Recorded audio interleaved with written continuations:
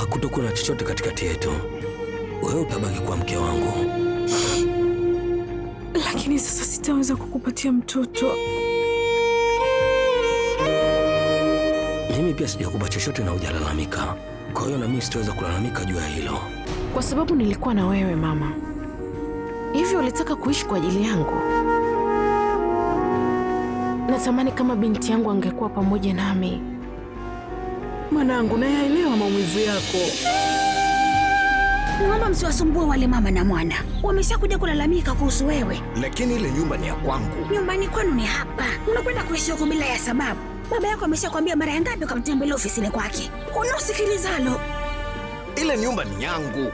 Kuanzia leo utakwenda kulala chumba cha juu. Una haja ya kwenda kulala kule.